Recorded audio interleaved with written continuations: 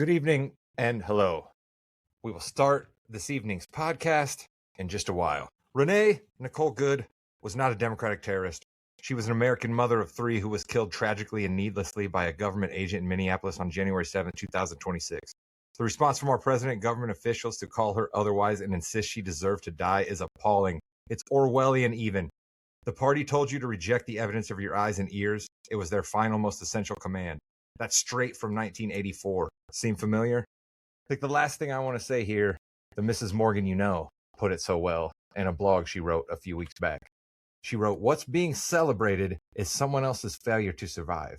It's disgusting, shameful, and a reflection of the hateful rhetoric that a large swath of the American population has somehow grown to accept and look to stay true to what matters to you and whatever. But if you suddenly find yourself applauding the death, hardship, and sorrow of others, I think it's time to question whether this is really the way you want to be." The events of the last few days forced me to say something. Thank you for listening. Now let's get into the fun that you're used to on Thursday evenings. Jimmy, roll that music. Good evening. My name is Rod Morgan. This is Balls and Brew because we are going to talk about sports, probably the way you talk about sports when you're sitting around with your friends having a few brews, thus the name of the podcast. None of this would be possible without one of my dearest and longest term friends, the co-host of this podcast, the executive producer of this podcast, the brains behind all of the technology of this podcast. He is James Thomas Chamreska. Jimmy, hello. Hello, Rod. I like football, but for the past couple weeks I haven't loved football. But I really want to love football after this weekend. I bet you do. We will be getting to the NFL playoffs soon enough. Joining me to also have fun on this Thursday evening with Balls and Brew is our old man. We love him. He appears on almost every podcast we have because you never know what he's going to say. And that's the charm. Chris King. Chris, hello. Yeah, you guys have not been able to get rid of me, have you? We certainly haven't, and we do not want to, sir. Joining us is our football handicapper. We all like football, but we don't necessarily have educated opinions about it. We leave that to our guy who's crunching the numbers, who knows the referees' names, who can tell you what happened on a game against the spread back in 2016. There's only one person on this podcast that can do that, and that's our handicapper, Josh Williams. Josh, hello. What's up, boys? Went 1-1 against the spread last week. Hit on the Vikings -7.5. We were correct on the Pack, absolutely punting on that game. Lost on the Cincinnati Bengals, who absolutely crapped down their leg. And if you think I'm upset about losing that bet, there was 6 people left in the Circa Survivor. 5 people advanced. 1 person for the last week of the season took Cincinnati. They lost a chance of winning $3.2 million because the Cincinnati Bengals could not beat the Cleveland Browns. Ow, that is a bad beat. You know what else is a bad beat? The fact that I think last week we skipped the cold open question of the week. Well, that is not going to happen this week, folks. All right. I got a simple, fun one for the boys tonight. We have so many times during the year, Jimmy Jam, I know I've been guilty of it. I've talked about, oh man, this is like a sports movie. It seems like this is a sports movie plot, right? You could talk about what's going on down in Ole Miss. Couldn't you, Jim, for a sports movie plot, right? Their coach walks away from them and they're still winning. We talked about Phillip Rivers as a possible sports movie plot.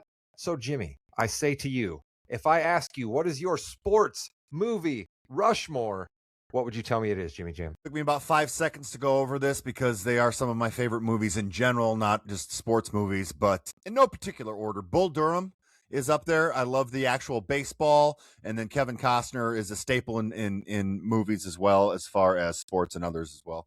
Love Bull Durham, a little older as well.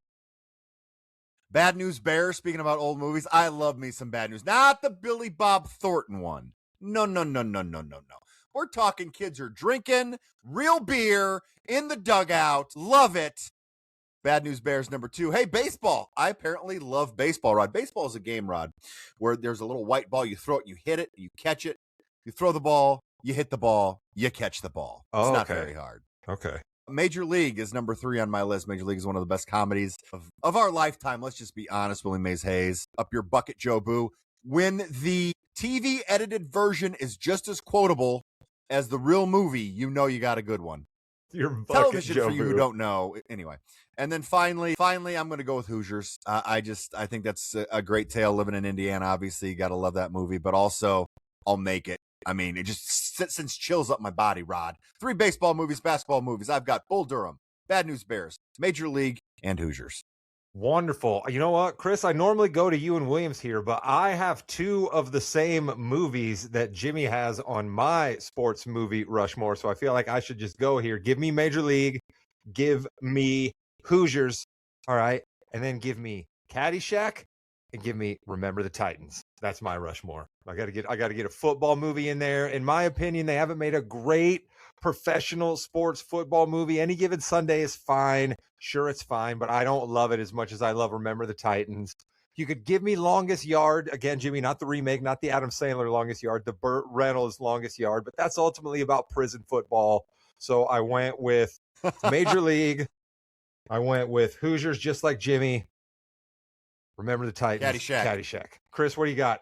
Well, now there's 2 of mine that have been chosen already, because Hoosiers was definitely on my list. Caddyshack, definitely on my list, all right? Then I'm going baseball, but I'm going The Sandlot, all right? Nice. The Sandlot is a movie that I can rewatch over and over. Its youth, its innocence. It's a beautiful game. Fantastic. James Earl Jones, The Sandlot.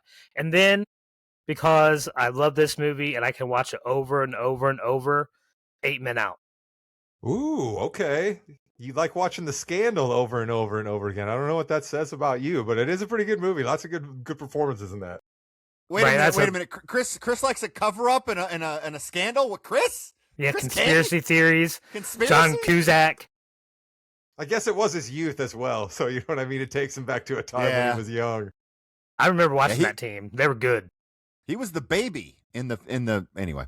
All right, so Jimmy, we know for sure at this point our show's Rushmore is definitely going to have Hoosiers on it, right? Because all 3 of us have voted for Hoosiers at this point, so we know Hoosiers is up there. And it seems like Major League, maybe Caddyshack are going to be on there. Williams, your personal Rushmore to see how we're going to finish this thing out. Yeah, I went to 1 classic and then 3 super contrarian. So the one classic one is Field of Dreams. James Earl Jones, the speech, the one constant through all the years, Ray, has been baseball. It gives you chills just thinking about that deep delivery from James Earl Jones. So I'm into analytics, and you cannot have a baseball movie without analytics than Moneyball. I mean, the movie had 6 Oscar nominations. Brad Pitt plays Oakland A's general manager Billy Beane. Look, when analytics changes the trajectory of a sport, and in the following changes the trajectory of multiple sports, it has to at least be considered. And if we're all thinking alike, we aren't thinking. And so that's something that I like to try to think about every day. Go ahead, Rod. You want me to answer? Yeah. When I snap and point at you, that means I want you to talk. I love that. Love Moneyball. Such a good call there, Williams. Okay, and so I did a little shout out here with my next pick. I think the football world is surrounded by in Bloomington right now. I did not pick a football movie here, but I did pick a movie that was centered in Bloomington. Cutters. Let's go. Wait, it's called Breaking Away. Yes, Cutters, baby. The 1979 Cyclist movie won the Academy Award for Best Original Screenplay. The entire movie shot in Bloomington. Shout out Matthew Leonetti, the cinematographer here. Absolutely the best sports filming scene I've ever seen in any movie in my life. The last 2 laps of the Little 500, Leonetti makes the decision to stay with the wide shot of Dennis Christopher's character chasing down the team that's leading the race. It's absolutely fantastic. I'm not even a cyclist fan. I've never seen another sports movie do this before. It looks like he shot it in 1 shot because he never goes to a closer angle. But by staying with the wide shot, he lets the audience see how intense the racing is with the 2 cyclists all the way to the finish. You don't see that type of patience very often with a sports shot like this. It's brilliant. It's magnificent. And in the end, it was triumphant, something that I hope the Hoosier football team will be on Friday night. Lastly, this documentary, you better bring some Kleenex. You better bring maybe 2 boxes of Kleenex. This is my favorite 30 for 30 of all time. It's called The Guru of Go, 2010, but it was made about the 1990 Loyola Marymount basketball team, my favorite non-Indiana basketball team of all time. Shout out to the director, Bill Coutieri, who also, he just does a phenomenal job of editing when all the teammates are about to talk about something that happened, they all pause, and they all pause for a serious amount of time. All of them. This is 20 years after this story happened, and you can feel the heartbreak through the scene with all these guys. It's so well done. You need a box or two of Kleenex, like I said, for that part. And then there's also something in this film that a teammate does for another teammate in live games that I've never seen done before or after. I'll just leave it at that. Never underestimate the power of togetherness and friendship and a special bond that teammates have. I forever love Bo Kimball for what he did. So damn good. The whole story is so miraculous. How the two main characters from Philly even end up in 1,000, 2,000, 3,000 miles away and playing in California is unbelievable. Playing for a small school like Loyola Marymount. I love, love, love this documentary. Those are my 4 sports Mount Rushmore movies. I took a long time. The 3 ones are super contrarian, but those are what I went with. Rest in peace, Hank Gathers. Rest in peace, Hank Gathers. You're right, Williams. Bo Kimball is a beautiful, beautiful man. I don't say that lightly, but what he did, it was phenomenal. That is one of the best sports stories of all time. It's fantastic. Made Reebok pumps the coolest shoe ever. I don't know how contrarian Moneyball is either, by the way. Sean Fantasy, ringer film guru, just put it up near the top of his list in 25 for 25, and Simmons had it up there. So that's definitely not that contrarian. A very well-made movie. You got a guy like Aaron Sorkin involved in the script. You know what I mean? You got Brad Pitt. Good stuff going on there. So, Jimmy, I think we got 3 locks up there on our Rushmore. Hoosiers, Major League, Caddyshack. Who do you think the 4th should be based on some of the other suggestions we've heard here?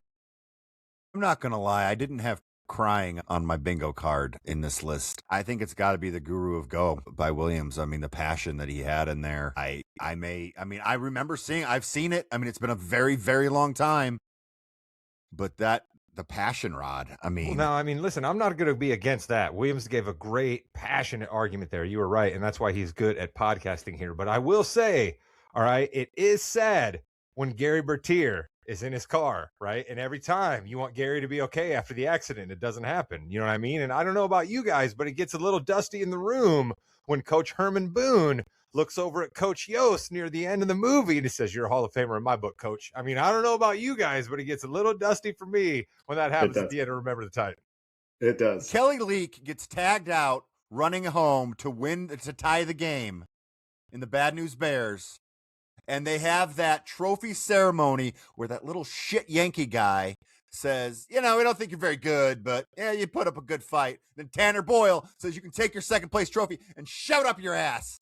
That's that. Want to rip my shirt off like Hulk Hogan. Yeah, we know podcasts coming up later. Nice. All right, Chris, you're the voice of reason here. Jimmy wants to go with Williams. I, of course, want to go with my own pick because it's all about self-aggrandizing me. What do we do for the 4th and final slot on our Mount Rushmore? Well, I was going to do the same thing as you, Rod, and be like, it should be The Sandlot. We know we all love that movie, but I think I got to go with the story of Loyola Marymount, Hank Gathers, and Bo Kimball. Let's go. A documentary makes our Mount Rushmore. Jimmy, break it out for social media gurus. Hoosiers, Major League, Caddyshack, Guru Go. That's the sports Mount Rushmore. And you know what else makes sports movies great sometimes, Jimmy? Is the plot of Nobody Believes in Us. Like nobody believed in that T.C. Williams team, right? Nobody believed in that T.C. Williams team, and they came and they still got things done. So I ask all of you gentlemen as we start shifting towards the NFL playoffs, who is the Nobody Believes in Us team currently in the 2026 NFL playoffs? Chris, we'll start with you. For me, it's the Texans. I don't think anybody really believed the Texans were going to be this dominant, especially on defense down the stretch. Williams probably had a smidgen of an idea before the season started. I know I didn't believe them. I don't think people really believe in them now either going in there. And this is a championship caliber defense. You know, Rod, I say it every year. Defense wins championships. All right. They are top 6 in every major defensive category, whether it's total yards, scoring, third down efficiency. So give me the Texans. All right. Their offense just has to not turn the ball over, and that defense can win them games. I'd say the Texans definitely qualifies, and nobody believes in this team because, like, the Texans just nobody even really talked about them. Jimmy, they just kind of flew under the radar all year long, right? Like, they were never really, really bad enough for people to have them be a story like, oh, how terrible are the Texans? And they were just never really good enough to be a story either. They just kind of floated and existed, didn't they? Well, they started off bad. I mean, I think they were 2-5 or something like that to start off with. Not very good at all. People thought it was over. CJ Stroud wasn't playing, then he got hurt, and then they rattled off. I think Williams 9 in a row. 9 is it 9 in a row? 9 in a row. So, but it was always the bigger stories were the Chiefs going down, the Ravens going down, the Patriots being amazing, even though they have an easy schedule apparently. So the Texans really did get shoved to the side. And the only reason, Rod, they're playing on Monday night is because they played the winner of that late Sunday night game. So otherwise, that would be a Saturday morning game for sure. Yeah, the Shakey's game, as Bill and Cousin Sal call it. Jimmy, who do you believe is the no one believes in us team? Well, they started off, and I still think they are. They are an underdog at home, another home dog. I'm going to go with your, and our Chicago Bears. No one believes this team can actually go all the way, including a lot of Bears fans right now. But listen, if that offense, which I don't know what happened on Sunday for 3 quarters, but anyway, if that offense could just be on like it has, and that defense can show up, they're going to beat the Packers, and then they're going to have a second home game, Rod, which could be gigantic, especially if it's, against a team that's not used to playing in the cold. So I think the Bears are nobody believes in us team. I think the Bears could qualify as a nobody believes in us team, but the thing that I think is weird about the Bears, Jimmy, and I wonder what you would respond to with this pushback here, is I think that you're right that nobody believes in the Bears, but I think everybody believes in their head coach, right? So it's kind of like this weird dance that we've been doing with the Bears all season long. So what do you say to that retort? Like, yeah, maybe we don't believe in the Bears, but we believe in Ben Johnson. Lord and Savior, Ben Johnson, please. Thank you. You're right. Everyone believes in him, but we all still know it's the Chicago Bears, and they are at home, second seed against the Packers, Rod. Nobody believes in us. This could also, Rod, be a game where if the Packers lose, is the coach done too? Matt LaFleur has an insane winning percentage. I think we know somebody all pretty well who would probably tell us yes, that he would be gone if the Packers lose this game. That person, shout out to Cowboy Derek, also says he's a little bit irrational when it comes to Packers thoughts sometimes. So I don't know. Let's hope Matt LaFleur doesn't get ushered out. LaFleur, I don't think I said that name right. Doesn't matter. My nobody believes in us team is a team that has perennially been a nobody believes in us playoff team. This guy basically has made a career and resume out of no one believing in him, and somehow he gets his teams above 500. He gets his teams into the playoffs. Now, do they win many playoff games? No, but that's not necessarily the criteria for nobody believes in us teams. Heck, it actually helps their case that they never win playoff games, that makes them nobody believes in us. So it is yours, mine, and ours, Pittsburgh Steelers. We know them. We love them. How many times have we seen them on Sunday Night Football playing just to get into the playoffs? How many times have we seen that? How many times have we seen the Steelers on a Saturday night or a Sunday afternoon in a game that is absolutely disgusting, and somehow the Steelers lose it on like a field goal at the end? It's absolutely the Steelers. No question in my mind.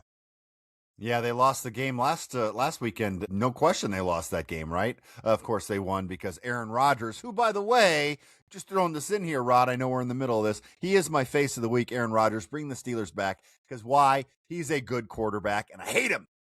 Jimmy, you're a co-host on the Morganino Podcasting Network. Feel free to bring up your gimmick because you know what? We were able to get it off right there while we were still talking about the first question. So we essentially saved time for the listeners right there, Jim. I love that. He's also my Leatherhead. All right. I'm giving another gray beard the Leatherhead. All right. Let's just get it out there. I hate the Steelers, but I got to give it to Rodgers, right? Because he did what Aaron Rodgers is paid to do, get a couple late fourth quarter drives and win you a football game, right? Maybe some luck had to be involved, but still he got down and scored those 2 last drives late in the fourth quarter to get it done. I'm telling you right now, I don't want to give away anything because we're going to touch on all the games here, but I think the Steelers are winning this game. I think the Steelers are absolutely winning this game. I think Rodgers has got a little bit of magic in him right now, and I think the Texans are absolutely overrated. That's why Chris has them as a nobody believes in us team, because somebody like me doesn't believe in them. So it's a good answer by Chris. Williams, who's your oh, you know what, actually? Why don't you save that for us, Mr. Williams, because I know that your nobody believes in us team actually relates to a big Suitcase. Why don't you explain it to the people?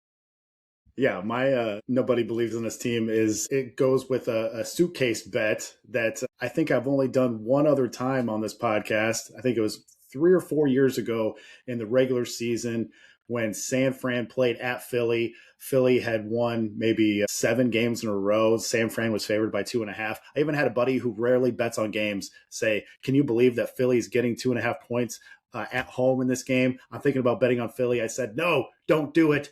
Don't do it. San Francisco is not only going to cover, they're going to win by double digits. They did.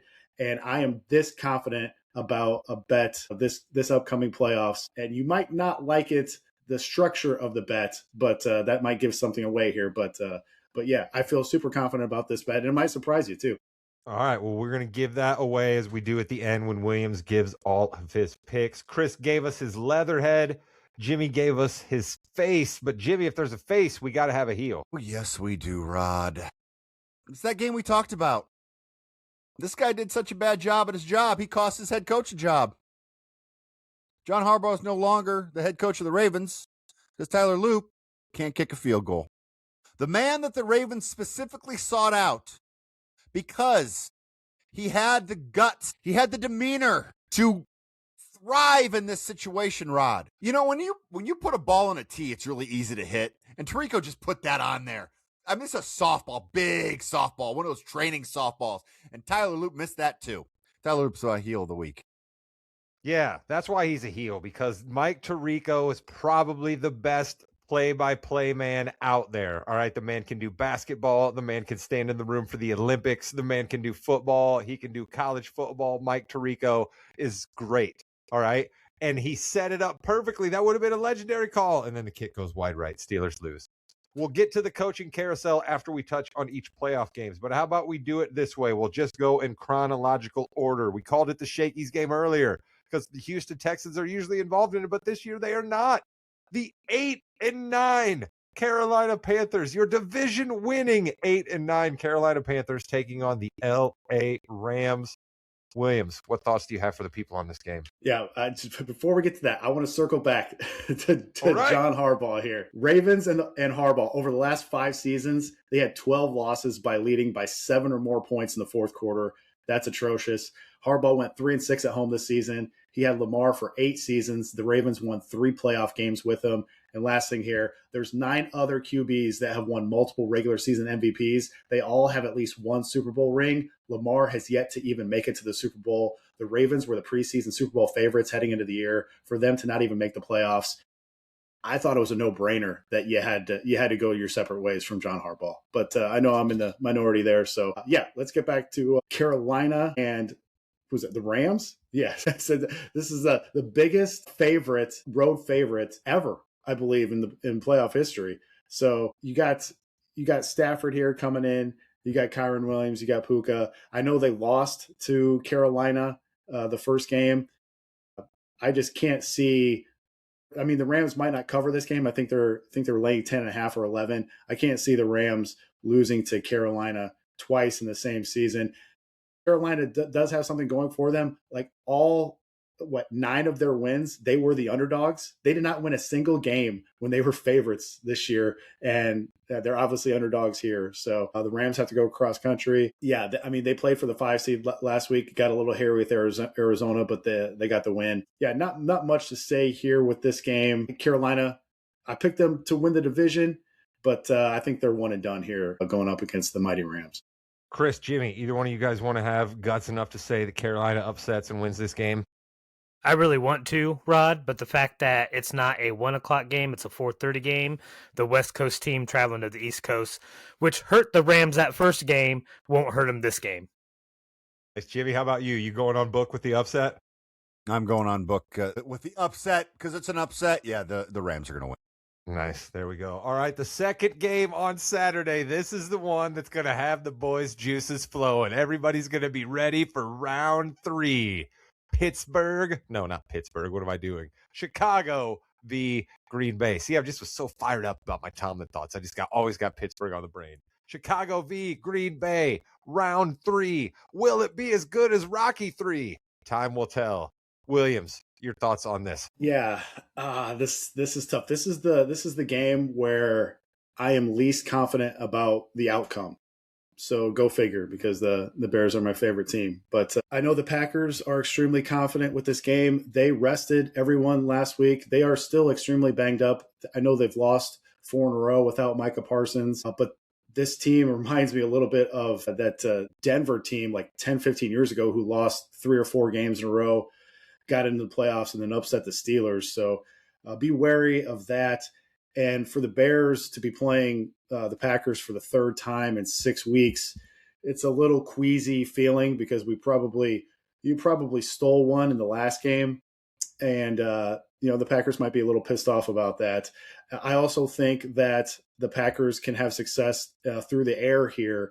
That the Bears have done well on defense by turning the ball over, and you can turn Love over, but I think we have some serious weaknesses in the secondary right now, and I'm afraid that Christian Watson and Jaden Reed are going to take advantage of that. The Bears have to run the ball, and they did run the ball well down the stretch. And so I think this game is a pure toss-up here. But the Soldier Field crowd is going to be rocking on Saturday night. I cannot believe this game is on Amazon Prime. I feel terrible for my dad. He cannot watch it. So hopefully this is the last Bears game on Amazon Prime for a while. So wait, they're not doing the thing with the playoff game that they do with the Thursday night football games where they still put it on in the local markets? They're not even doing that for the playoff game? Well, I mean, I don't know. He's out in Colorado, so he would not get the local. Oh, yeah, he wouldn't be the local market anyway. All right, but I don't even think we would get it, Rod. I think you have to be close to maybe Michigan City to get the local feed. Oh well, listen, I have connections in Michigan City, Williams. If you need to get any people there for Chicago feed, all right, I got connections in Michigan City. I can make that happen for you, Jimmy. I want you to give your true thoughts on the game here in a second, but I got to ask you this question, okay? I believe the last time the Bears played the Packers in the playoffs, when Jay Cutler was the starting quarterback, but then we ended up seeing Caleb Haney. Am I right? Was that the name of the backup who had to come in that game? So let's hope we don't see Tyson Bagent, right? Is that the Bears' backup right now to Caleb Williams in this game? Yeah, Bagent. Thank you for that, Rod. I'm just throwing that in the ether. As a Bears fan, you should never, ever, ever do that. Not sure why you said that. Thank you. Appreciate it. Listen, I had to bring up Cutler and I had to bring up Haney because Haney almost still won him that game. I remember that game. They still had a chance, even with Haney. What was her first name, Rod? I thought it was Caleb. Was it not Caleb Haney? Isn't it Chad? Was it Caleb? No, I think it was Caleb. Williams? Is it Caleb? Yeah. You win. You're a better Bears fan than I am. Who's the Bear fan around here? I think Ben Johnson, after the first half last week, was so angry at himself for what he did on offense and his defense as well, that he came out, and obviously you saw in the second half they played a lot better. I think he is going to do so much preparation and really threatening everyone on the team that they are going to come out and they are going to be crisp. I think their defense is going to be a lot more crisp than it was. It can't be any worse. Could it be? And I think that the Bears are going to win. I really do. I think you're going to see a different Bears team. Remember the running game? What happened to that? I think we're going to see that this week as well. We'll always remember the way they thrilled the nation when they won their playoff game on Saturday night versus the Packers. Start writing up a new verse, boys. The Bears are gonna roll. Chris, you got 3 Bear fans here all excited. What do you say, contrarian? This is just going to be like a fist fight in the middle of the football field. I mean, these two teams obviously hate each other. This is the 3rd time in, what we said, 6 weeks that they're playing each other. This is, if it is nothing other than a fist fight, I'm going to be disappointed. All right. If you're a football fan, you need to watch this somehow. Whether you got to borrow your grandkids' Prime codes or what you got to do, watch this game. Figure out how to watch the game, says the old man. Coming from a fellow old man, you all should listen to him. All right, Jimmy, I'm going to do something amazing for you right now. I am making an executive decision.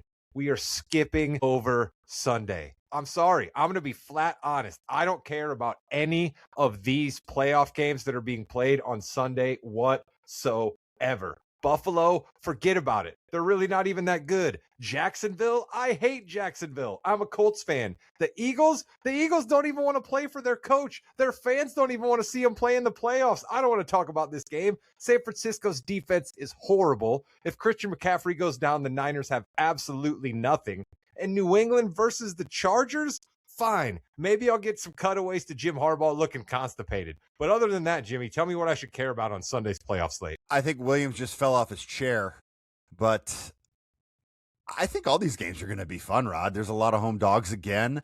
I think seeing if the Patriots can actually beat a good team, I think that would be good as well. There's some things that are happening, Rod. You should be okay. Guarantee you I'm not watching any of these games on Sunday. There's an NBA slate that will still be going on or something, or I'll fire up one of my TGL recordings. Shout out to TGL. I've been enjoying the heck out of that. That's great. Maybe I'll watch a re-showing of the IU game, which I would much rather touch on, Jimmy, than any of these Sunday playoff games. That's another reason why I'm trying to hurry past these. Williams, give us a couple of picks for that day. Okay, so yeah, it's the second game in rotation.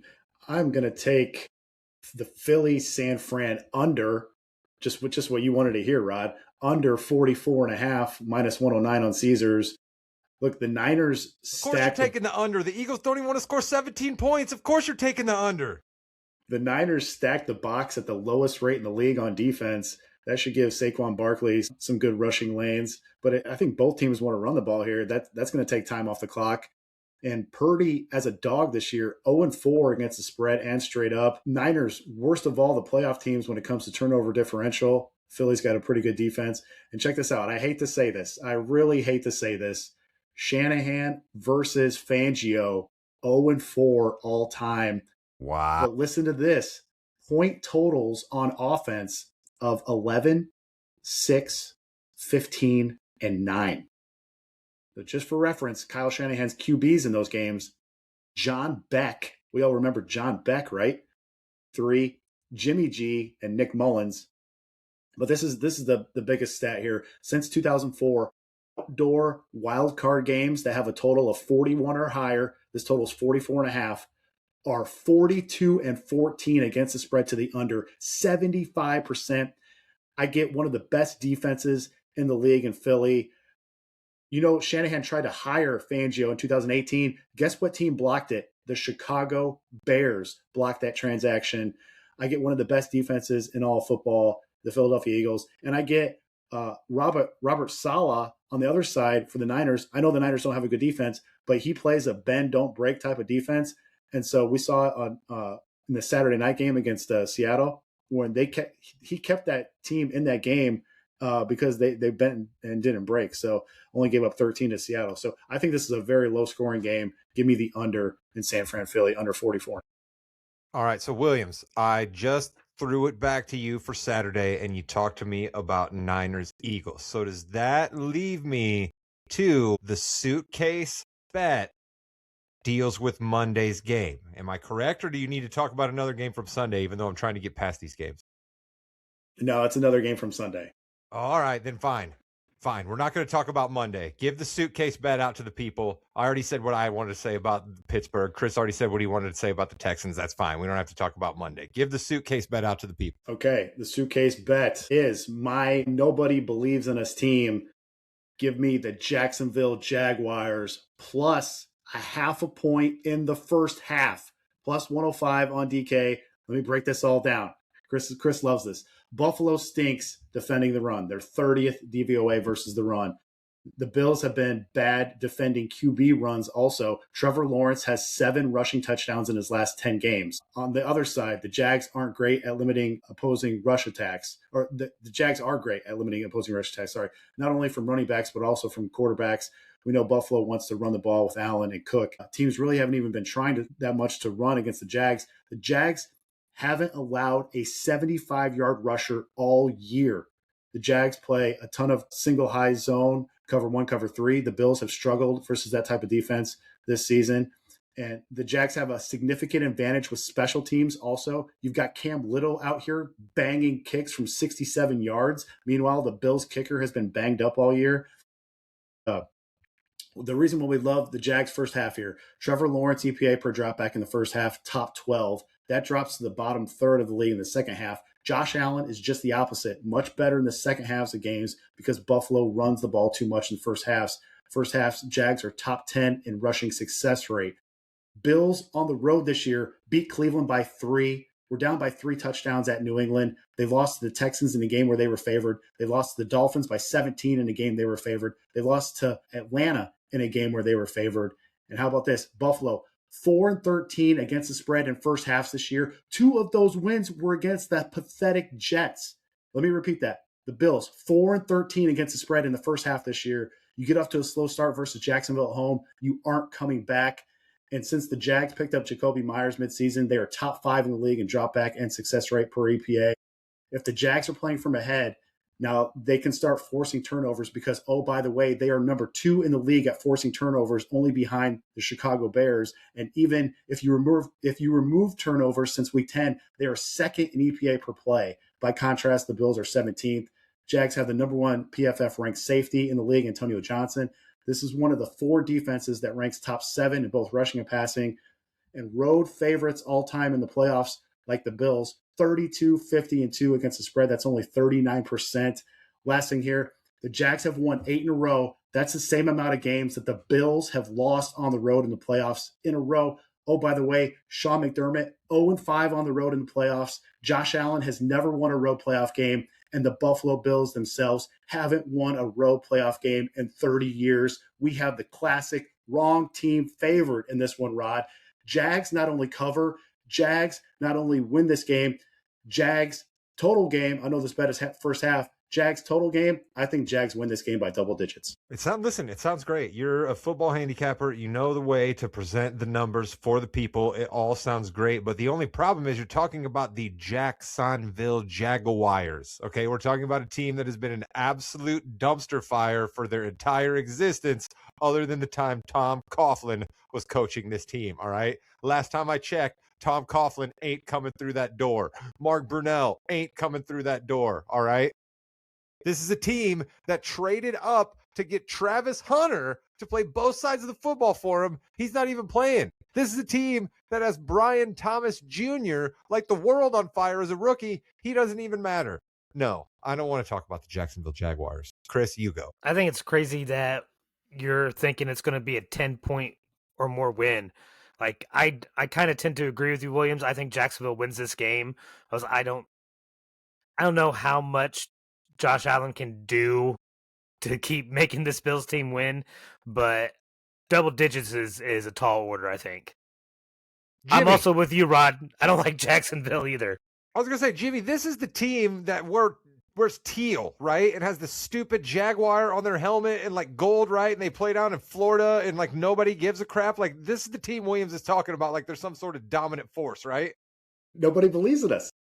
Yeah, I was going to say you're helping his cause here. It's the nobody believes in his team. It's also the team that has really, really gone on a stretch here where they're scoring a ton of points. Trevor Lawrence is not Trevor Lawrence anymore. Liam Cohen has done a great job with that.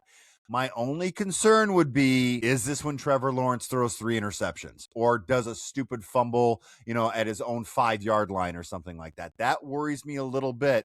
But I got to say, if it's a double-digit loss, we're looking at 9 head coach openings, and McDermott would be done.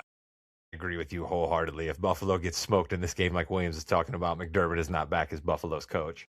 But I think Trevor Lawrence is going to end up looking a heck of a lot more like Kip Pardue as Ronnie Sunshine Bass and Remember the Titans than the quarterback we've seen the last couple of weeks in this playoff game. Bringing it back to the beginning because I am a great podcast host. Thank you very much. There's a college football game going on right now that I care absolutely nothing about, but there's a college football game that is going on tomorrow that maybe you could convince me I sort of at least want to know who wins. Chris, I think you feel a little more strongly about it. What do you got on the IU v. Oregon matchup tomorrow? You're wearing your Signetti sweater there. I dig it. It's actually, the typical IU quarter zip, pullover coaching type look. I got my 1945 IU jersey there when we went 9-0-1 last time we went without losing a game. All right. Yeah. Right. Listen, this is all a dream for IU fans. All right. We're still pinching ourselves every day. Right. We realize that it is tough to beat a good team twice in a year. All right. This Oregon game is not a given at all. This Oregon team is even better than they were when we beat them the first time, I think. So this should be a fantastic game. Even all of the metrics and analytics that Williams likes to use, these teams match up really close. They're all like top 5 in efficiency and whatnot, real close to each other. So should be a fantastic football game, if nothing else. Jimmy, who's the nobody believes in his team in this game? Is it IU or is it Oregon? I think it's both teams have a lot of believers. I don't think there's a nobody believes in this team. I would have said IU a while ago, but honestly, I think a lot of people think IU is going to win it all. This is going to be a very tough game. Dante Moore is a lot better than he used to be when they played. I mean, he did a good job last time, but he's doing really good now. But IU, Rod, they've got the eye of the tiger. I think it's going to be IU Ole Miss. Let's go. IU Old Miss. Absolutely wonderful. Williams, I don't know much about college football. I know you know a little bit about college football, but I'll tell you one thing. Whether the Hoosiers are winning or losing, every time the camera cuts to Coach Sig, he's going to look exactly the same. That I absolutely guarantee you. So what can you tell the people about the football game, Williams? Yeah, I don't have a strong take with this. Similar to the Packers-Bears, I had a much stronger take with IU demolishing Alabama last week. But I think it's going to be tough. Like Jimmy said, Oregon is a little bit better. I think it's going to be a low-scoring game. I think the big key here is, and I mentioned it last week, Dan Lanning is a good coach, and he's aggressive. He's way too crazy aggressive, though, and he is going to go for it on a fourth down here, probably multiple fourth downs, and it's not going to go well for him. And that's going to change the momentum, and you're going to see it on the sideline. He's going to start to panic, and because this dude is allergic to field goals, and he hates punting, and so no matter where he's at on the field. So you can maybe get away with it going forward against this Indiana defense on a fourth down. But this dude, I'm telling you, he could go for it on like six or 7 or 8 different fourth downs, and that's going to be a big advantage for IU. That's going to change the momentum. IU's got an awesome defensive line. Key is that they got pressure against Dante Moore in the first matchup. The defensive line has to do it again because Oregon's going to make some adjustments. Rod, I would like to make a change on my sports movie Mount Rushmore and open up a slot for the future Indiana Hoosier and Kurt Signetti movie that they film in the next 5 to 10 years. Nice. I like that. The thing that I think I'm actually the most excited about is we talked a little bit about the NFL coaching carousel. We'll touch on it here real quick. I want to give all you guys a chance to call a shot real fast, but we'll try to touch on it a little bit bigger next year. But relating to the college game, I like that both Coach Sig and Marcus Freeman up in South Bend both were basically just gave the Heisman to the NFL. They're like, hey, we know that 6 to 7 to maybe even 8 jobs are going to be coming up, but you know what? We're staying where we're at for right now. So I appreciate that out of both of those guys. I don't know if I believe that Signetti is going to be in Bloomington for the next 10 years, creating the next college football powerhouse. I don't know if I'm there yet, but we'll find out tomorrow when IU plays the Ducks. Jimmy, we're going to wrap up football here soon, but like I said, I want to give everybody a chance to make a call. So the coaching carousel, you know who's been fired, you know who's looking to hire. Make a call. Match somebody up or make a call for the people. What do you got, Jimmy? Call your shot, and then we'll get into it deeper next week. I'm going to say the Raiders make a very good call, and they hire Robert Saleh. Nice. The Raiders go Robert Saleh. Chris, call a shot. I got a double shot. Dolphins hire Harbaugh.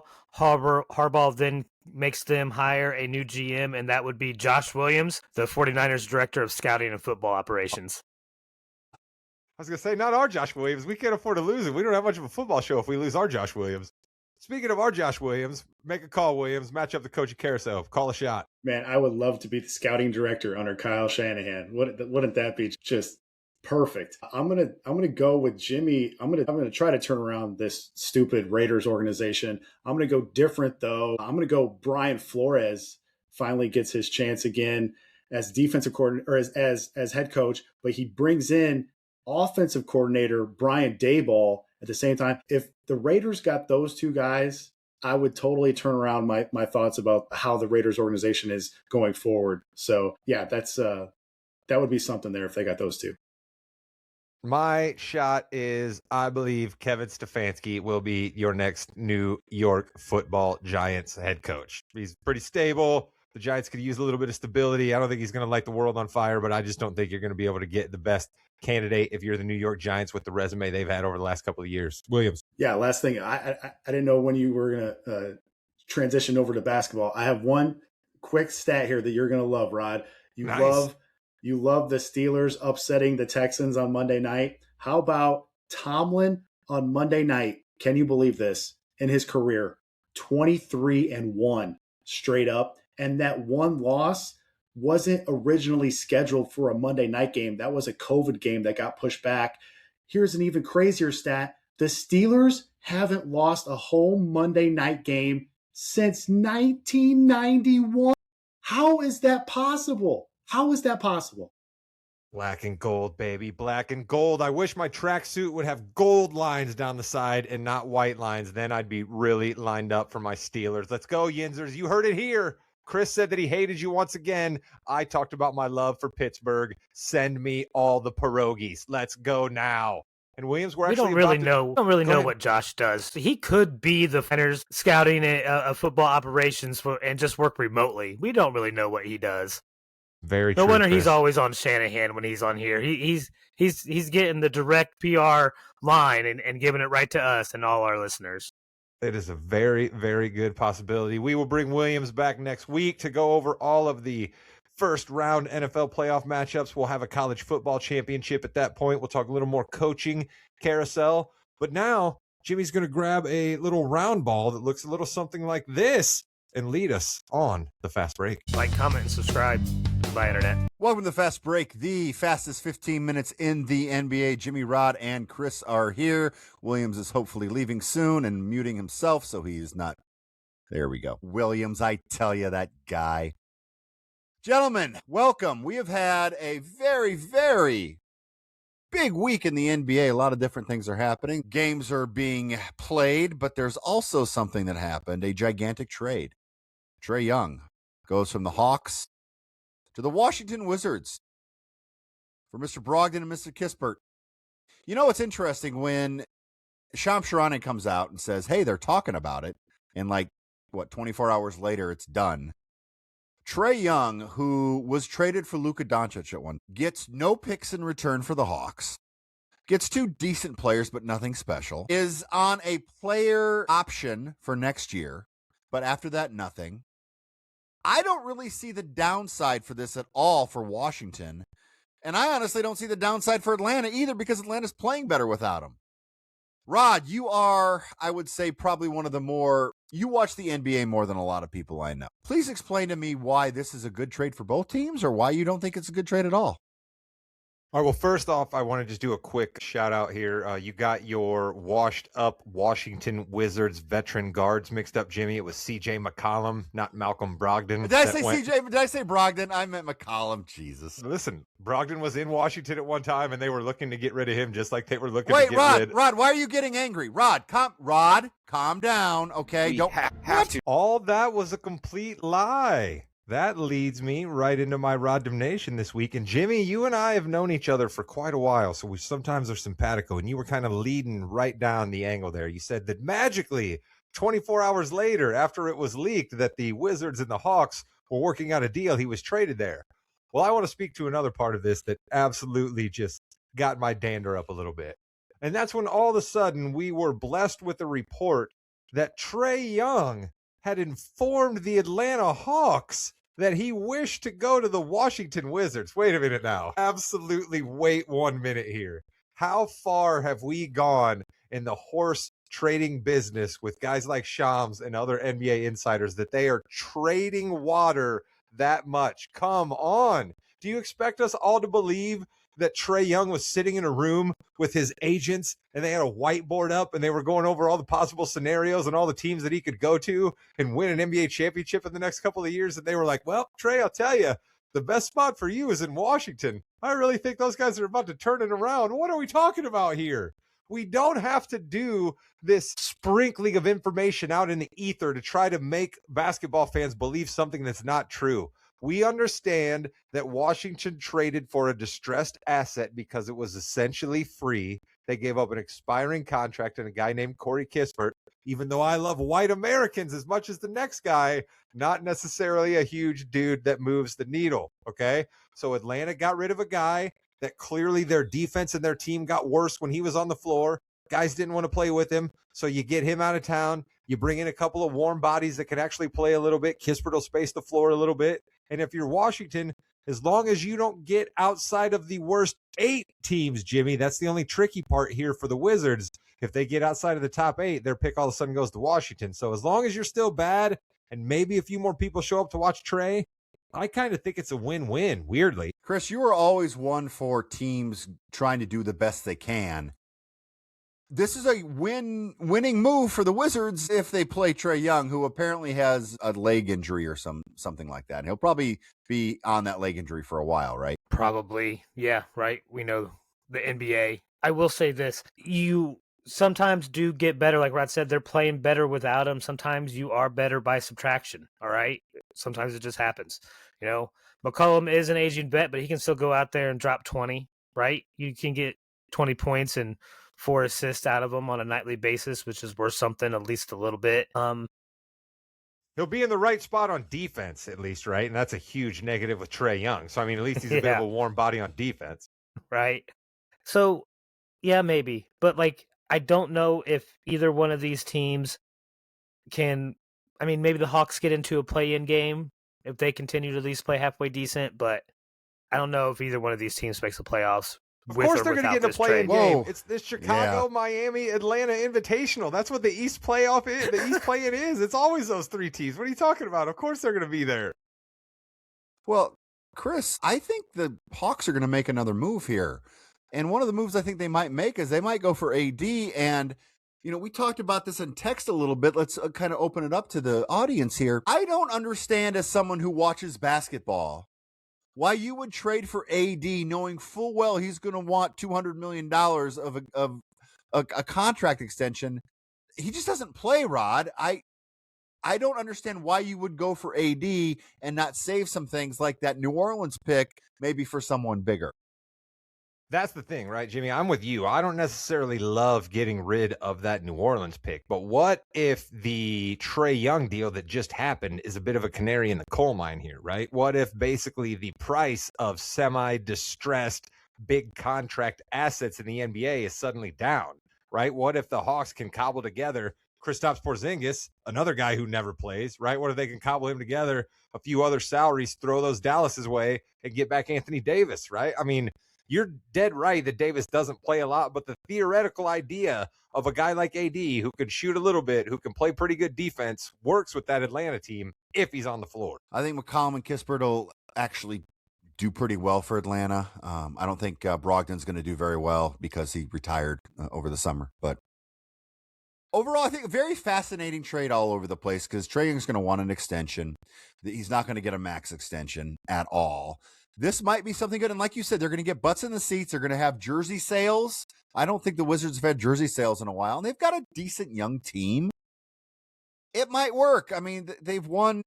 Actually, no, they just lost, didn't they? So, they're 10-26. But no, Jimmy, I love what you said the most about this. Chris, you should be championing this deal. Your anti-tanking rhetoric that you bring to the people all the time, whether what sport we're talking about, the Wizards are basically doing the anti-that here. They could that's why I said it was good for both teams. But no, see, I don't think you championed it enough. You need to be like Paul Revere, Chris, getting on your horse, all right, with your lanterns, riding through the streets, telling people that the Wizards are not tanking. I reserve the right to judge anything the Wizards do later because I can't trust anything the Wizards do at the moment. For the first time in over 2 years, literally, I do not have the most wins in the wins league among the three of us. Of course, Wu-Tang has 119 wins because he picked the Nuggets and Pistons back-to-back. No, it's also, listen, Jimmy, credit's got to be given. Yeah. Credit's got to be given where credit's due. I was supposed to give Wu-Tang one of the worst 4 teams in the league, and I gave him a team who may qualify for the back end of the Western Conference playoffs. Yeah, that wasn't ideal, Rod. Thanks. Appreciate that a lot. Wu-Tang has 119 wins. But, Jimmy, at least you're not going to win, so maybe there was a method to my madness. Chris has 101 wins. He's in last. That's good. Wolves and Lakers, 24 and 23 wins. So, Chris, are the Lakers good, or is JJ Redick going to have a heart attack? Both things could maybe be true. That's what I was going to say. I think both things will be true. Well, actually, I don't think the Lakers are very good. It pains me to say that, though. Chris, do you agree? I mean, okay, I'm going to say it. I think they are better. They were better at the beginning of the year when LeBron was not playing as That's fair. much and a little bit hurt. So I think the Lakers can still be good. They can still be a top 5 team in the West, maybe top 4. But Austin I think Reeves is out. Austin Reeves is out. We keep forgetting He's that. been out for a while. Yeah, he is. Right. So, and I think if they get healthy, they can be much better. I can also think that Redick could have not just one, but multiple heart attacks.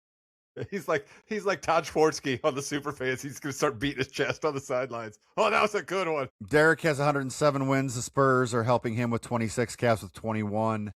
Mavs are playing as hard as they can with 14 wins. I think they're doing okay. And the Bulls are 17 and 20, and they're going to end up right at 500 as they always do. Derek, thank you very much there. The road to 41 and 41 has many ups and downs, right, Jimmy? That's what we always say about the Bulls. I think it's raining in the United Center tonight, too, by the way, so that's kind of fun. At least they don't have bats like they used to have in the Alamo Dome down in San Antonio. You know, when you pick a team in the fourth round that has 8 wins, oh, no, that was given to me. Thanks. I think it was Chris.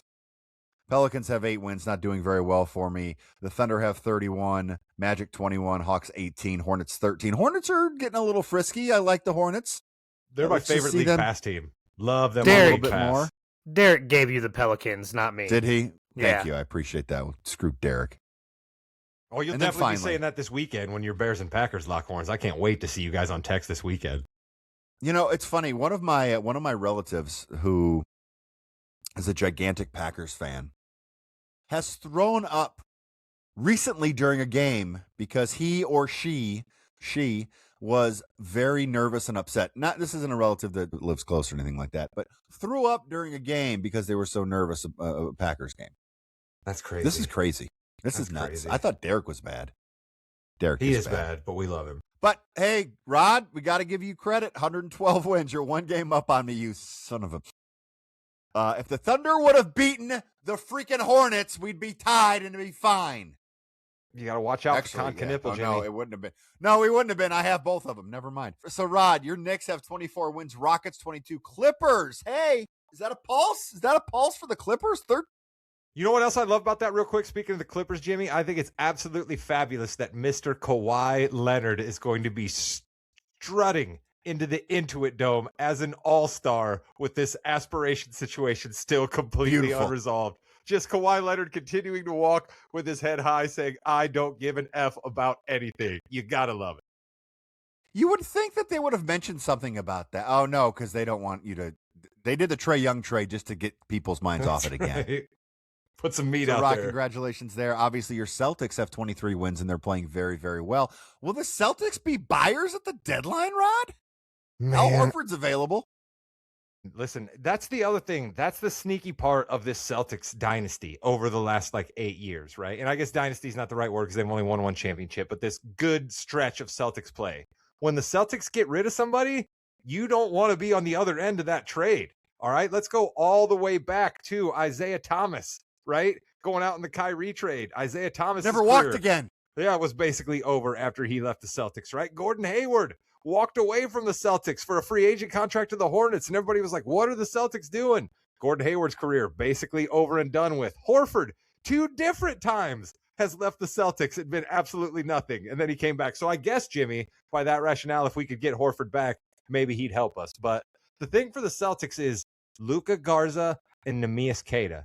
All right, that's what it is for the Celtics. They're not guys that are filling up the stat sheets, but the screens they can set and the hustling that they do is leagues different than what Porzingis and Horford brought to this team. And you're seeing it right now come to fruition in Celtics wins. I love this team. And Jason Tatum's coming back. You know what else we can see, Rod? The Kings, hardwood, hierarchy.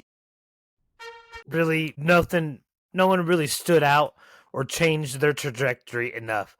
All right. And the Thunder, all right, don't lose to Charlotte at home by 30, okay? How about we do that? And then maybe you could overtake the Spurs.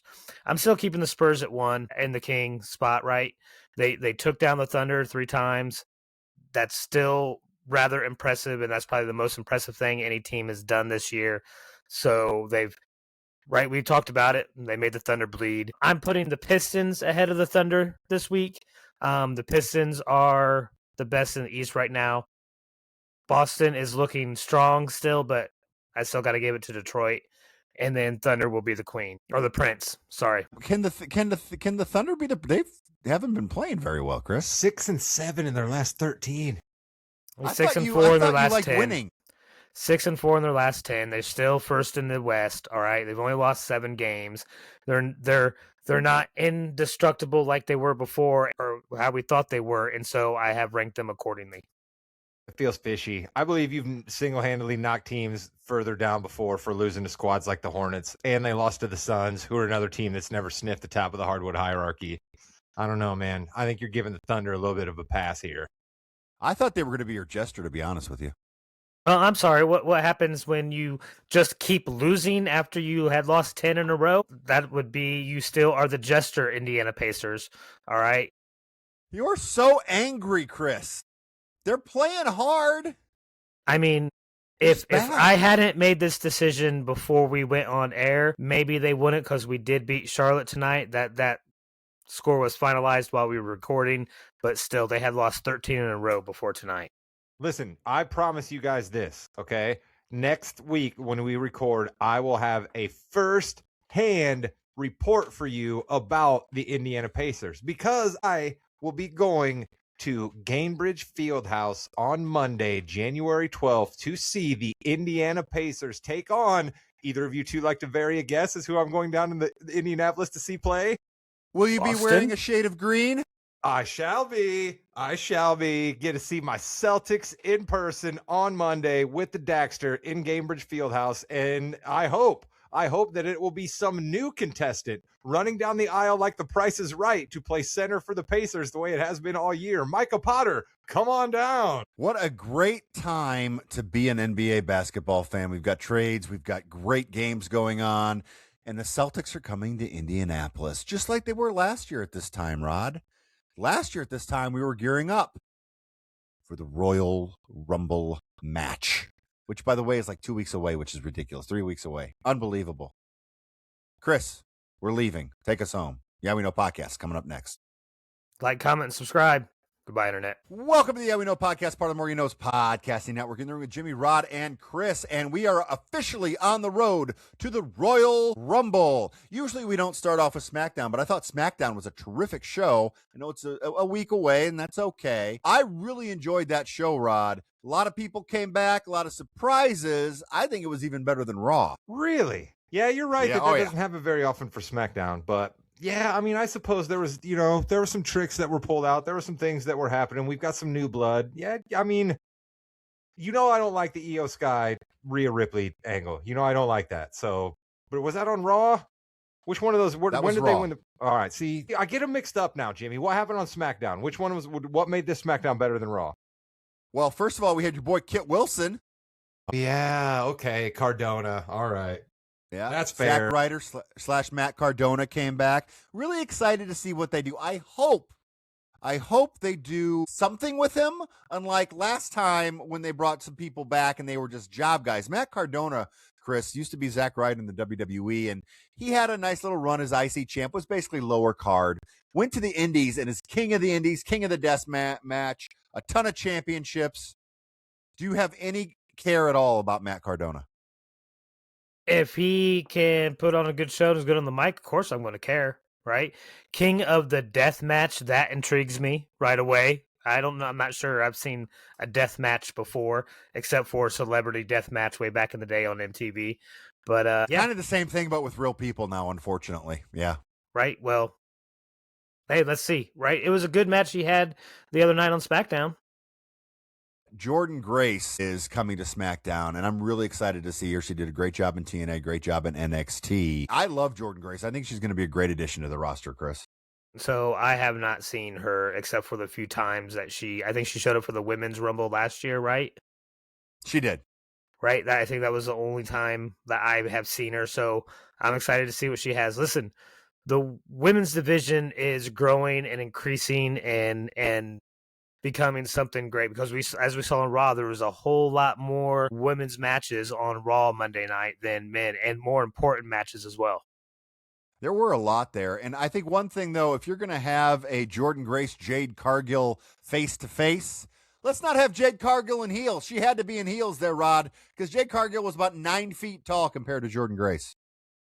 I continue to not love the Jade Cargill experience. I think they're doing with her what they need to be doing with her, but we gotta coach her up a little bit more on her delivery. I get that she thinks she's protruding confidence and being scary, but it's jarring and it just doesn't work. this is what she needs to be doing. Have her be an ass kicker. That's fine. But like, we gotta do something, because it's like nails on a chalkboard when she starts talking too much on screen, and that's not good. It's strange because she's very active on social media, and I think she's another one of those performers who does a really good job when they're just being themselves and not necessarily in character on TV, and she's got to find a way to put those together to make the whole package. Because listen, unbelievable look, needs to work a little bit still with Ricky Saints in the ring, getting those polished up a little bit, but other than that, she really does need to work on those promos a lot. Someone who doesn't, though, Rod, is Sami Zayn. And I thought Sami Zayn, you can give him a mic, say, go talk for 5 minutes, and he'll be great. But something I was not expecting, swoop that Trick. Trick Williams came out. That's something brand new we haven't seen. I don't think there may actually be some interference in that. Man, I really don't want to see any interference. I'm excited about that, Rod. Jimmy, listen, okay, you've got a man coming down to the ring, okay? I've talked about this before. Faithful listeners will remember this list that I've run down, okay? If you come down to the ring in fur, I'm already in, right? I'm already in if you are coming down to the ring in fur, all right? If you have got a chant that the crowd is going to start chanting as soon as you hit the ring, and then you are going to come down with diamonds, you are going to be braggadocious, and you are going to have 4 different nicknames for yourself, I am absolutely in. Give me Trick Willie the God, whatever he wants to call himself. Let's absolutely go whoop that Trick. My guy who likes to wear fur on the shelf right now. My other guy who occasionally wears fur, Ilya Dragunov, just lost the United States Championship belt. Bring me some Trick Willie. Let's go. Chris. 100% behind Trick. All right. You guys know I'm not a Sami Zayn fan, so I'm 100% behind Trick. And I'm with you, Rod. You've always hated Sami Zayn. This is a song I have heard and liked before, even before I knew who Trick Williams. So I'm already behind it because I enjoy his music and I enjoy the entrance. He gets the crowd going. It's so much better than hearing Yeet, right? So give me Trick. We'll talk about that in a minute. Rod, we have some bad news. Our boy, I think from your first show, Ciampa, I don't think is resigning. I think he might be done. That's why we pushed Gargano out as a United States Championship contender with just Candice LeRae, huh? No more Ciampa. He never should have shaved his beard, Jimmy. Like, I know it was an accident, but it was never for the same for Ciampa after he accidentally shaved his beard. I hope they get something figured out from the internet. It's March, I think, is when it's up, but he's pretty much going to be done now. What a great competitor. He and Gargano had some unbelievable feuds in NXT. I really wish we could watch that again. That was black and gold. And he was, where's Goldie at? Oh, my goodness, I loved it. I was fortunate enough to see one of their first matches with WWE and NXT when they weren't even signed yet in Indianapolis at the Egyptian Room, I believe was where they had it, where they went against FTR, the Revival. Yeah. Carmelo Hayes and Johnny Gargano, though. Woo, baby. Candice LeRae's back with Gargano. They're going to, go with that again. Hopefully she gets involved in the women's division a little bit more, but Gargano and Hayes had a great matchup. I love that they continue, Chris, to do the United States Open Challenge. Right. Like, yeah, let's keep it interesting, right? Let's make sure we're having a belt going up every week, right? I love that. More every week. I want to see that U.S. title going up for grabs. We've been going for about an hour now, and all of us are going over our words, and that's perfectly fine. We're just excited. We love wrestling. We love basketball. We love football. We love coaching carousels. And we love faces and heels. And we have 2 in 1 because Drew McIntyre and Cody Rhodes are going to go in a 3 stages of hell match. Which, of course, the first stage is a regular wrestling match was the dumbest thing ever. They always do, Rod. Yeah, there was no surprise that was going to be there because Drew has to prove to everybody that I'm the superior wrestler. Whatever. Cage match, Chris, where no one can interfere. Yeah, never. Never has it happened. Never has it happened where anybody's interfered in a cage match, Jimmy. It's never happened, ever, once in the history of the WWE. Right, yeah, there's going to be some sort of schmoz, right? I'm not sure about that, actually. I'm not sure about that, but all I know is I am 100% behind my man, Drew. I think he's been speaking facts the entire time. I think we're going to see Cody go down this rabbit hole and descend into hell and come out a different type of human being and become the heel he was always meant to be. Wait a minute. Speaking facts, I'm not so sure. Do you have a direct line to the underworld, Chris? Can you verify for us that one Dusty Rhodes is indeed in hell? I'm not sure that you can. Also, can you pull out your cell phone right now and prove to us that you have Brandy Rhodes' cell phone number so that you can say to us that she is not happy with her man at home? Can you prove either of these things that your man Drew McIntyre said in the ring, Chris? I just don't think Drew lies. Okay, thanks, Chris. Great, fantastic. I don't understand you at all. Which I'm a fan of Drew McIntyre, right? But see, that's the point. You can be, and you can just say that he's being a great heel, and you can appreciate his performance as one of the best heels the WWF's seen in the last year. I'm a fan, so he's a good guy in my eyes, and he's always going to be like that. I'm sorry. You're not going to be able to change my mind. All right, the first match I saw him wield, like, you guys got me back in. First PLE I watched, or it wasn't a PLE, I think it was a SmackDown before PLE, but he came out and I saw him cut down ropes with an Excalibur type sword. All right, how can I not love this guy immediately? And I'm not going to change my mind. All right, I'm 100% behind Drew. I'm not a big Cody fan as of late, so make Cody more interesting by making him go insane. And if this is how it has to happen. Of course, the guy who was around for King Arthur's sword, Jimmy, absolutely loves a guy who's swinging a sword around in a wrestling ring. Well, his name is Arthur. Shinsuke Nakamura, randomly backstage, talking to Tama Tonga in Japanese. I have no idea what that could be about. Do you have any idea what that could be about? Whatever. I want to see more Shinsuke, right? I think we've talked about him before. We love seeing him in the ring, right? They have a history in New Japan. And by the way, Tama Tonga in New Japan was a 4-time never openweight champion, a 7-time tag team champion, and a 4-time 6-man tag team champion. And basically what he was saying, Rod, is you're just going to be Solo's little boy here, not doing anything. What's going on? I don't know if they're going to do anything with it, but at least it's a little interesting. I figured that that's what it was, is that you were going to be able to enlighten all of us on their past in New Japan wrestling. I figured that that's what was going on there. We all know Shinsuke is a legend over there, and you just ran down the resume of Tama there. So clearly he was pretty good over there too. And I continue to think that if I'm an MFT, I'm a little bit mad at the WWE, because I'm sitting here looking like $1 million. I'm pretty tall. I'm pretty menacing. I'm pretty athletic. I'm pretty young, and you're absolutely just wasting me. But hey, Solo looks good, and I love Solo, so I'm for it. In what I think will be the greatest angle in the history of professional wrestling, Chelsea Green lost the United States Championship to Julia. I'm going to say right here, Rod, that Chelsea Green this year will be the 17-time United States champion. She's going to win it. She's going to lose it. She's going to win it. She's going to lose it all year long, every single week. We're going to see her, and then every other week she's going to lose. What do you think? I love it. Rod? I think it's absolutely perfect. You can sign me up for any Chelsea Green gimmick that you want to give. My only worry here, Jim, would be we have to make sure that the U.S. title belt then filters around to a few other people, because I don't want to see Julia all of a sudden become an 8-time United States champion because she was involved in all these battles with Chelsea. You know what I mean? Like, let's get my girl Thea Hale, right? Let's have her maybe come up to the roster and get a run as U.S. champion. You know, let's get Ivy Nile a run as champion, maybe, right? You know, we can put the belt on Zelina Vega, perhaps. Sure. We could put the belt on a Candice LeRae, perhaps. You know, like let's not just have a Jordan Grace that's just coming up. Everybody, why not? Let's go. Let's put it on Kiana James, right? Like have Kiana James turn her back on Julia at one point, right? That's a story angle we could do. You know, she wins the belt. How about Maxine move down to the U.S. title belt? Like, she's going to have a third match with Becky. We know that, but then let her go after the U.S. title a little bit. Maybe Rod will believe her then. I don't think I told that to the people, Chris. I think that was just in the Patreon exclusive text message form. But yeah, that's the problem with Maxine Dupree. She looks like $1 million.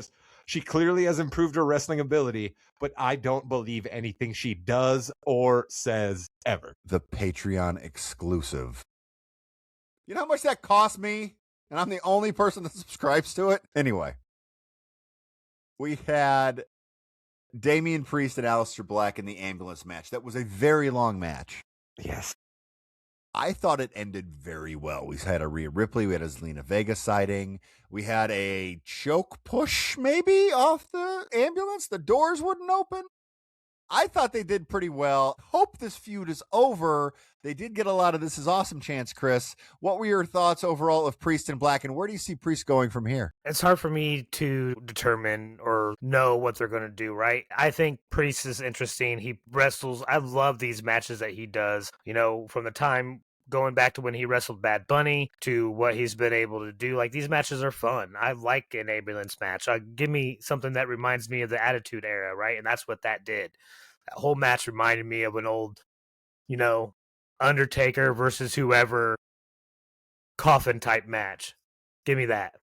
I'll take it. Even if they want to continue this feud, I'll keep watching these matches. The New Age Outlaws versus Cactus Jack and Terry Funk in a dumpster match, right? Like, that's absolutely what Chris is talking about there. That was one of my favorite Attitude matches back in the day.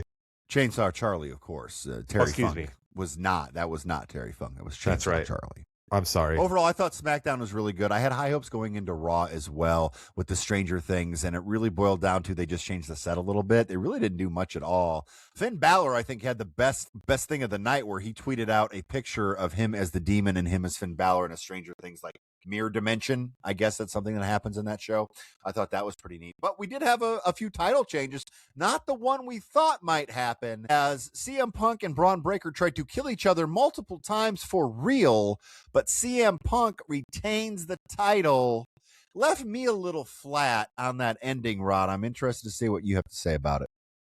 Yeah, I think the writing in that match was really spot on, right? I think the spots that they were trying to create were the way that they should have drawn it out, but it rang a little flat, right? I don't know if that's Breakers trying to speed through it too much. I don't know if that's Punk just like he doesn't quite have the quick twitch that he'd like to have anymore. And another thing I want to bring up here, Jimmy, is I get why they call it the suicide dive now. And I don't know that we need to do it much anymore because it doesn't look like that cool of a move when guys get hit with it anyway. And it's just the Punk, I thought, almost decapitated himself when he tried to pull the suicide dive. Like, he's entirely too old to be doing the suicide dive. Him and Rollins both, like, just knock it off. I think when you have a move like that that's part of your repertoire and you do that all the time, it really does lose a lot of its luster, Chris. And like Rod said, I don't think it's worth it either. It's not worth the pain that could happen.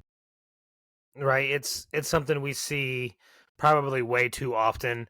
Maybe something that's a little bit overused in some of our eyes, right? And as dangerous it is, why overuse it? All right, I can understand why super kicks are overused, right? It's one of the safer moves apparently in wrestling, and a lot of people can do it really well. So even though I think that's overused, I understand it's safer than a suicide dive or even a moonsault or anything off of the ring side onto the floor. You are really risking a lot. The suicide dive is even worse. And that pile driver in that match too, Jimmy. The pile driver in that match was just, it was bad. Like, I don't know why they called that spot. Like, I don't want to see anybody get hurt either. You know what I mean? So like the pile driver was used effective for Cody and Kevin, but Punk trying to hit Breaker with that, like you could just totally tell he was trying to keep his head from going anywhere near the mat. It just didn't look good. And then the Frankensteiner where Punk messed up because you're supposed to keep your arms inside on that so he can get the flip over, but he had his arms on the outside and Breaker landed on his head. They had to try to do that again, and Punk like really kind of went in on that. Again, it was kind of a flat ending, I think, to the show, and overall my expectations were a little higher. Not necessarily Jericho, because I thought he might be there, but I mean, I guess that's got to be a Rumble. But see, the Rumble being in Saudi Arabia is really messing with my mind now because I have that it's over there. It doesn't count. It's not in the lore of WWE, but it has to be because it's the Royal Rumble. Do you see where I'm going with that? So you think we're going to hear a countdown and bring the walls down as an entrant into the Royal Rumble? That's how you think we're getting Jericho back? Either that or it'll be the Monday after the Rumble. One or the other. I think it makes more sense for it to be the Monday after the Rumble, quite frankly, because I don't know how many times we're going to get Chris Jericho actually doing a match, right? I mean, isn't he like 57 or something like that, Jimmy? I mean, I know, but he made a return. More... He made a surprise return in the Rumble as number Was it number 2? I think it was number 2. Ziggler was number 1, and the place went nuts. So that would be kind of cool. Oh, of course it'll be a pop, but I mean, we gotta handle him with kid gloves if we want to be trying to pull off like a 6-month kind of story or even a couple of weeks kind of story. We got to be handling him with kid gloves. You know, we can't put him in the Rumble and then something crazy happens with Tozawa. So we have new tag team champions. Rhea Ripley and Io Sky beat Asuka and Kairi Sane. Rod, talk about it. I just don't understand what we're doing with Io Sky. Like, if you guys are going to continue to tell me that I'm supposed to care about Io Sky, I have absolute big problems with trying to care about somebody whose character right now is Rhea Ripley's excited little sister who just runs down to the ring and does Rhea's little moves that Rhea does and gives her a big hug and just tells her, I'm so happy to be here. Thank you for saving me and winning me the tag team belts. This is Io friggin' Sky. You guys tried telling me a couple weeks ago for our WWE awards that I should have her as the female wrestler of the year. And now she's Rhea Ripley's little mascot. It's absolutely baffling to me. Rod, how awesome is that one-on-one match at WrestleMania going to be? Yes, but we've seen him go one-on-one before. I don't understand why they had to hurt Asuka's character, or not Asuka, but Io Sky's character so much just to do it. I don't get it. Chris? That's okay. So that is not how I've seen this at all. As Io being Rhea's little sister or whatever. To me, it's Io getting people to see Rhea's softer side, much like Alexa Bliss was able to soften Charlotte to the fans. And I think that's where the real matches going forward are going to be, is Io and Rhea versus Alexa and Charlotte. And that's probably a much better rivalry for the women's tag team as those four than anything with the Kabuki Warriors. I want to see Asuka, and I want to see Rhea, and I want to see Io all go for the main title. No, I really do. Or maybe the Intercontinental title, because we had an Intercontinental title change. And I think the Maxine Dupree experiment as champion, I think that's done. I don't like that. She did the best she could. It was not pretty. It was probably the worst of their 3 matches. Becky Lynch needs to be the champ. And let's have some really solid matches going on with her and these women in the division, Rod. Yeah, that would be great. And speaking of the women's division and wanting to go for the big title, Jimmy, I think the elephant in the room here is my female wrestler of the year, Stephanie Vaquer. Okay, she comes down to the ring in a walking boot, delivers a promo. Raquel Rodriguez comes in, right? Complete, traditional, dastardly heel spot, right? Everybody's supposed to love the white meat babyface Stephanie Vaquer, who's in the ring just pouring her heart out. The heel dastardly comes in and attacks her. That place was silent, Jimmy. They didn't care. They couldn't care about Stephanie Vaquer having the belt. They couldn't care about Raquel Rodriguez knocking down Stephanie Vaquer. That's a problem if you ask me. The silence in that building during what was supposed to be a buildup for a title belt. Nobody cared. And you know what? I'm going to go on. No one cared about Lyra Valkyria and Liv Morgan either. It was weird. The Liv Morgan was her first match back. By the way, love the fake tattoo top thing she had on. I thought that was a cool touch, the Mysterio touch there. But yeah, the crowd might have been tired. You know, Chris, they had to yeet twice for no reason at all. I don't know. Yeah, that was weird too. That was really weird. Right, yeah. I guess that takes the energy out of a crowd. I mean, I never yeeted, so I wouldn't know. And then Gunther is the number 1 heel in the company by far still. AJ Styles slaps him. And that was the only moment I cared about. The only moment I cared about on Raw. It was the only one I cared about, that was honestly. Pretty cool. I want to see AJ and him go. Yeah, I want to see him go. I want to see AJ have a good standing here. I want to see something happen with AJ. And Jimmy, we got to mention, we saw the Viper. We did see Randy Orton back, and we'll see what they do with him. He's back. He's going to be here till Mania for sure, and probably take some more time off. I don't see him in a world title picture, but you never know. Something could happen. I could see him going up against Gunther, right? Sure. Give Legend Killer versus Legend Killer. Yeah, give Gunther another notch on his belt. Why not? Randy's been eating, right? Randy will be the first to tell you sometimes when he comes out in the T-shirt, I've been eating. And our legend is going to take us home because you've been listening to the Yeah We Know podcast, part of the More You Know's podcasting network. In the room, Jimmy, Chris, and Rod. Like, comment, subscribe. Goodbye, net. Yeah. LA Knight, we still love you. Hopefully they'll give you something to do. Yeah, he's dead. They'll have him fight Matt Cardona.